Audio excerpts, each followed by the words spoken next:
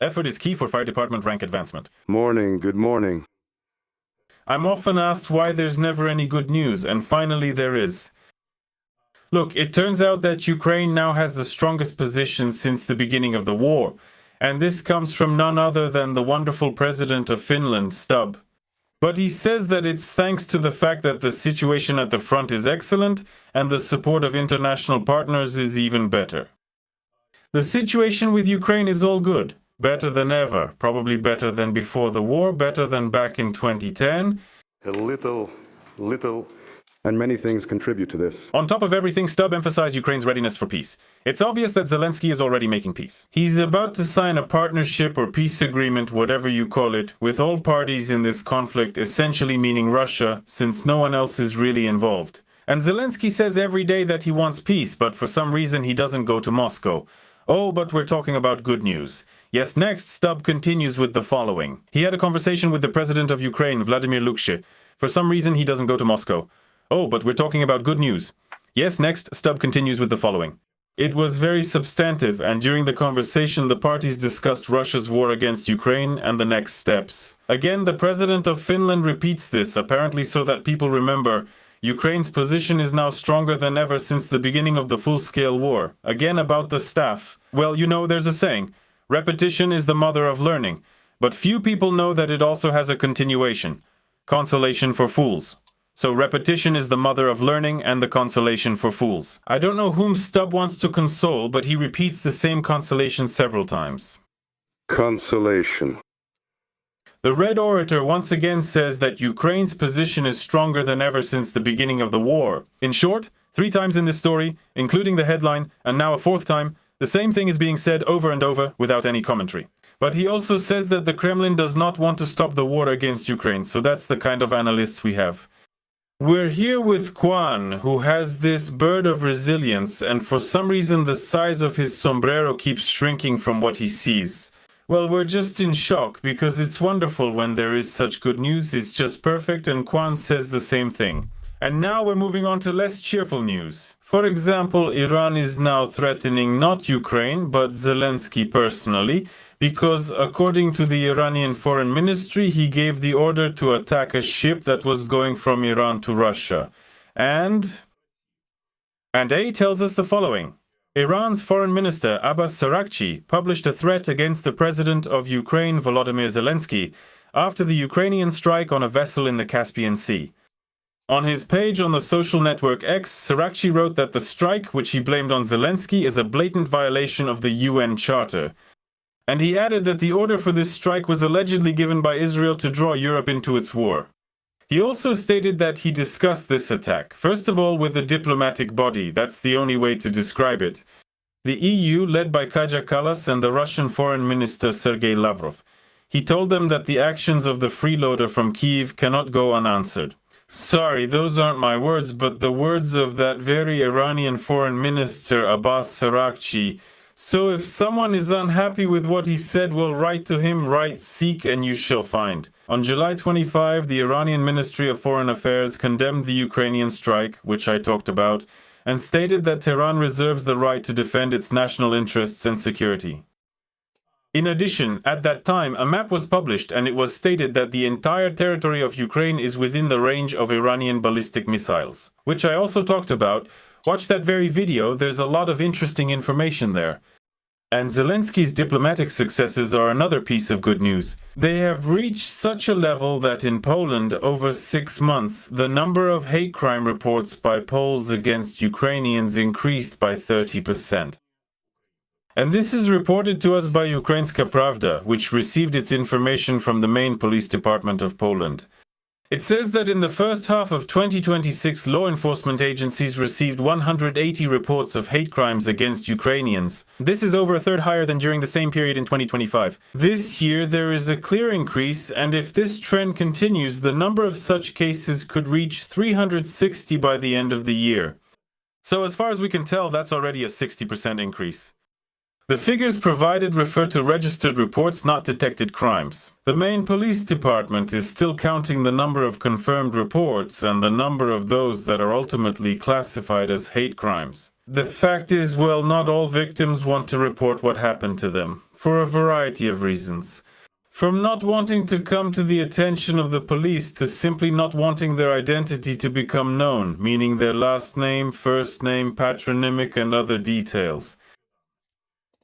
The next thing is that against these very manhunters, I mean against the draft office guys who have supposedly been serving in the military for 150 years, some for 200, some are veterans since the Battle of Kulikovo, various things are gradually being done against them. For example, in Vinnytsia, a man stabbed a military recruitment officer, and we are told that the perpetrator was detained. We don't know how many recruitment officers who broke people's arms and legs, beat them with anything, and even used bladed weapons have been detained. But in general, if you count, probably the fingers on one hand of a person who worked with a chainsaw would be enough. Well, something like that. This happened at the Vinnytsia Territorial Center for Recruitment and Social Support. They also noted that the incident happened while the attacker was being taken to the Territorial Center for Recruitment and Social Support. But this person did not want to be served a draft notice. And such wonderful people, well, there are those who don't like the staff at the Territorial Center. I don't even know, it's hard to believe. In addition, the message emphasized that the attacker violated the rules of military registration. Can you believe it? We're shocked again. How could someone break military registration rules? This has never happened before. So once again, they're telling us the following about the attack. There's some kind of typo here, I don't know. For some reason it says serviceman, but it should say people hunter. That's made up of many letters. Well, in short, all of them were used incorrectly, so now we're fixing it. A criminal case has been opened regarding the attack on the people hunter. The attacker has been detained in accordance with current legislation, and he faces charges under several articles of the criminal code. It should be noted that, according to current legislation, obstructing the lawful activities of the armed forces of Ukraine, again, it's unclear what the military recruitment officers have to do with this at all. Why are the armed forces suddenly involved? But sometimes they are somehow called servicemen, but that's probably just a mistake as well. So, intentional infliction of bodily harm or attempts on the life, again, for some reason of servicemen, that's what it should be here. Again, that can be punished by up to life imprisonment. So, in other words, a human hunter can beat and kill people, but people are absolutely not allowed to defend their own life, honor, and dignity. And of course, this is not the first time people have tried to protect themselves from attacks by those same military enlistment officers. Here, for example, they say that something similar happened on July 8th or 9th and people were shouting and blaming the military. I mean, they were blaming the manhunters for detaining a 19-year-old guy. The events were captured on video at the scene. In general, a lot of people there rose up at that time, and I already showed this video. There really was a small local skirmish, an uprising. But then they caught everyone involved, including underage children, lined them up, made them all shout, "Glory to the military enlistment office," and then took another person out to the forest. And, well, they terrified him so much that he would have been ready to say anything at that point. Well, you wouldn't want to be in that situation. In general, the methods of war, not even war but of influencing civilians, have stayed the same and maybe even improved since then. There was World War II, the Great Patriotic War, and also World War I. Masters of dirty work, true professionals, there's nothing you can do about it. It got to the point where even the Ombudsman for Human Rights started speaking out and saying, look at what's happening in the military enlistment offices, they're violating people's rights, violating the rights of Ukrainians. He counted a number of problems, and he named one of the worst military enlistment offices as being in Zakarpattia. In the former gym, they kept 22 men, but there were only 6 plates for everyone. Well, just imagine how terrible the condition of all this is. Honestly, I'm choosing my words carefully here so as not to be rude. Well, having just 6 is really humiliating for people for absolutely no reason. So, you brought a person in, you caught him on the street, why are you humiliating him? You yourselves have never served and will never go there in your life. But they keep telling us all sorts of things. 6 plates, 1 toilet was in such a condition that, to put it mildly, it was hard to go in there, a half-broken faucet and 1 shower with mold. And this is the worst case, although it's not an isolated incident, but there are stories going around. All sorts of things about basements in private houses where draft office representatives for some reason keep people. Clearly, they don't plan to send them to the front, and there have been reports of such cases. Oh right, this is a military facility, as Glubinets will tell us, but everyone knows where it is. Then he stated whether a person can refuse to give up their phone, and he says that you can say you won't give it, but they will take the phone from you anyway. And I know for sure that they will use physical force. That's why I'm convinced that it's necessary to install a video camera. The problem here is that they wanted to make the draft officers wear body cameras, like the ones police officers wear in the US. First, not everyone wears them, and those who do often just turn them off. So basically, without any hesitation, you just press the button, it turns off, and then you say the battery died or a meteorite hit. Well, you just weren't in the mood to record your victims. You can say anything, and they'll just shrug it off and say everything's fine. It looks like things are about to change, and the timing is perfect for us. I really enjoy being with Ptak, the unbreakable spirit. And they're telling us that not turning on a body camera during mobilization could cost a military serviceman from the Territorial Recruitment Center 17,000 hryvnias. And again, to get out of that very Territorial Recruitment Center, depending on the rates, it costs from 6 up to a maximum of $1,000 and 17,000 hryvnias for the TRC officer. Well, that's just, like giving change from a large sum of money, so to speak. The court upheld the fine against a serviceman from the TRC who did not keep a continuous record, and again apparently it was someone who just wasn't very quick-witted. The Central District Court of the city of Mykolaiv discovered all this and stated that the senior rifleman of the security platoon was appointed to the group as the senior rifleman of the security platoon.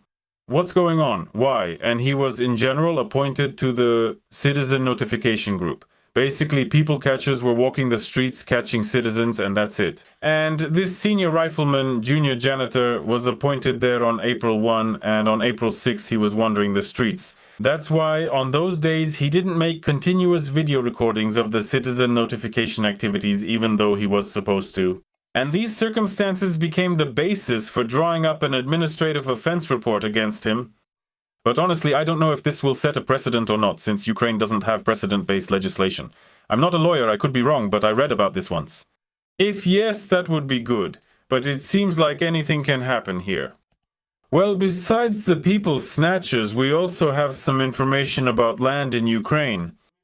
So, on one hand, the Hara Patriots are shouting about 1991 and the borders of 1991, and on the other hand, Putin, when talking to the military here in the Russian Federation, said again that everything is going as it should.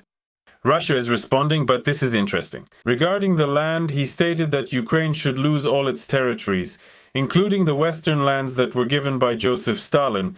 So now these lands supposedly should return to Poland, Hungary, and Romania. Well, it's absolutely impossible to understand all these things here too. If we start counting who owned what, where, and when, then that's how it'll go, Vasya. Such a redrawing of the world would hit everyone hard, and as they say, the living would envy the dead. Well, let's probably take a look at those mighty leaders. We've actually prepared a selection here with Juan, and of course it's extremely interesting. As always, let's have the first one here. Let's pull this Miroshnichenko out by the ear. Yes, into the spotlight. This character lives in the USA. I've told you many times before, and it's always better to explain where and how each of them lives, so you don't think this guy is sitting in a bunker defending the motherland. Protective goggles, so that the ionizing radiation from this very citizen doesn't get through. And let's listen to what he has to say. Yes, but he ran away in 2022 as usual. A typical patriot. In short, why are you approaching Ukraine and taking up defense? The front situation isn't simple. of course, a person sitting in the US knows that the situation at the front in Ukraine is not simple. Tropotin is demanding help. Decisions are being made. Well then, he could have returned to Ukraine and helped. So many opportunities to help are opening up for Miroshnichenko, but for some reason he doesn't want to. Now, Omelian has already run away too. The one who was building the Hyperloop there kept building it but never finished. He is also being accused of evading military service. That very Bereza ran away too, whose last name is Bliaker. He also says that he's being oppressed there, and everyone is also accusing him of evading. Well, and of course they say that they are heroes, that they are like Terminators. They rose from the ashes of nuclear fire and rushed onto the clearings that lead straight to Sakhalin. That is, they, or rather those clearings were built from the bodies of their enemies. Naturally, but 6 of them came during that wave of mobilization and... Perhaps a decrease. The age of settlers has long since passed. Subtitle editor, proofreader. Well, I don't know. If this fine citizen in the US has children, he should send them to Ukraine to help the military and others there, this character. Well, in general, it's all very interesting. Then he has these kinds of deputies, and the further you go, the bigger and bigger their beards get. I don't know what that's about. Maybe he said that as long as he can, he won't shave. Maybe it's something else. Maybe the voters are making him do it. Maybe razors have gotten more expensive. Who knows? But this odd-looking character once stated, he was the author of a bill, that every Ukrainian should have a limit on the amount of firewood they collect. And somehow, because of this bill, the police even started taking action. They almost threw an old man in jail who was carrying firewood in the trunk of his old car. Some kind of stump, but in general, not all stumps are the same. Let's listen to what this character has to say. Our job with them is to know the recipe, the brush, the trash, Russia, make it happen, and Stasa discussed it. Again, ours with them.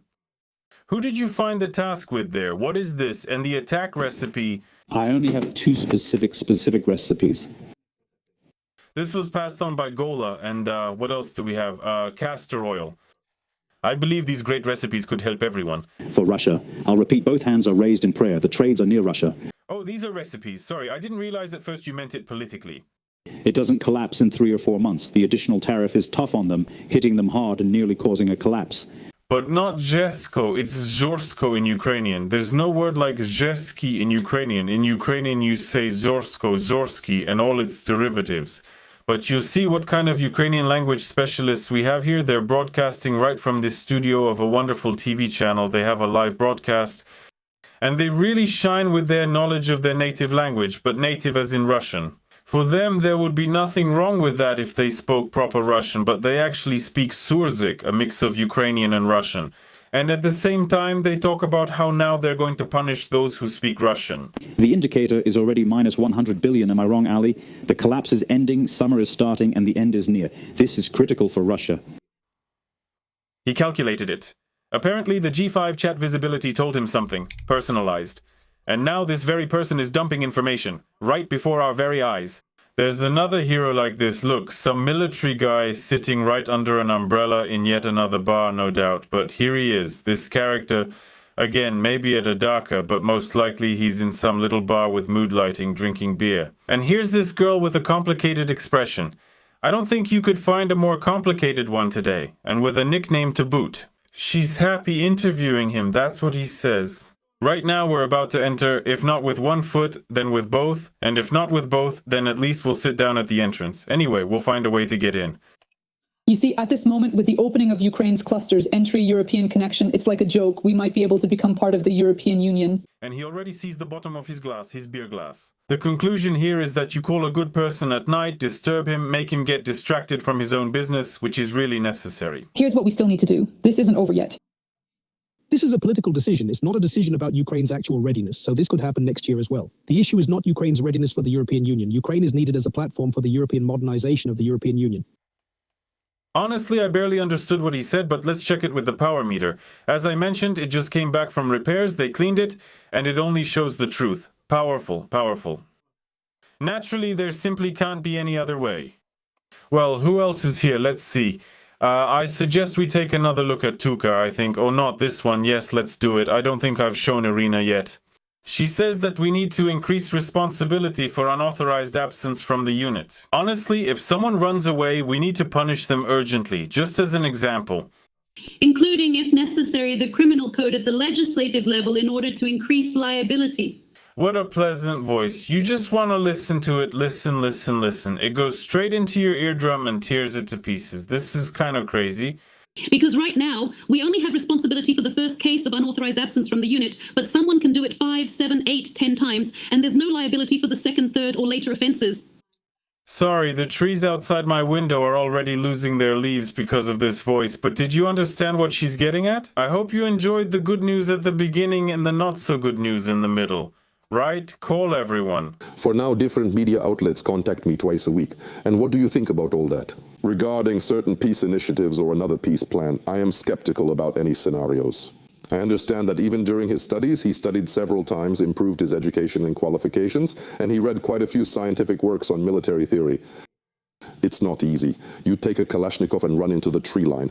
Clearing the 1991 borders is a constant goal. Renat for the tower. For the destruction of the Russian Federation, said General Zaluzhny. Zaluzhny, many Ukrainians support him in this. They chose a sea of happiness and an ocean of love and light over Russia if Russia won't be there. 35 subjects of a separate federation are subjects of a separate federation. The ocean is better there, yeah. Fishing and angling are great there. I don't know, just instead of this area, there will be an ocean and it will be called the Ocean of Happiness.